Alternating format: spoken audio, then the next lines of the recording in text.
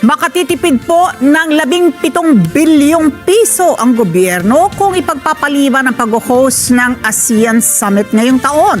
Ay po yan kay dating Finance Secretary Gary Teves. Pero dead marito ang Malacanang at sinabing dapat matuloy ang summit kahit na simple lamang ang maging programa. Nagbabalik si Madeline Villar-Moratillo para sa detalye. Sa gitna ng nararanasang matinding epekto ng patuloy na pagsirit ng presyo ng produktong petrolyo, may mga mungkahi sa gobyerno na ipagpaliban na ang pag-host sa Association of Southeast Asian Nations o ASEAN Summit ngayong taon. Sabi ni dating Finance Secretary Gary Teves, 17 bilyong piso rin ang matitipid ng gobyerno kung ipopostpone ito. Sa halip, gamitin na lang ani ang pondo na ito sa ibang mahalagang programa ng bansa. Pero si Pangulong Ferdinand Marcos Jr. iginiit na tuloy ang 48 ASEAN Leaders Summit sa Mayo 7 at 8.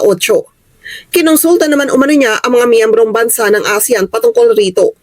The consensus that we came to is that it is precisely now that we must coordinate our efforts.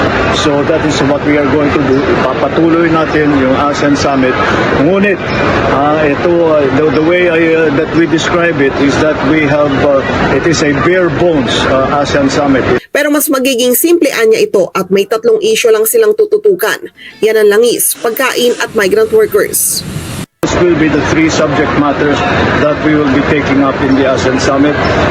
It will be over a period of maybe a day and a half. Imbes na yung mahaba all day that what we had planned. Pagdadesisyonan pa naman sa mga darating na buwan kung itutuloy pa ang susunod na ASEAN Summit sa Nobyembre. Kailangan talaga sa panahon na ito ay makapag-usap kami mga leader upang malaman natin kung what do we do in the future, what do we do for the rest of the year, what do we do, how can we help each other, and what is the ASEAN position regarding all of these shocks that are coming our way.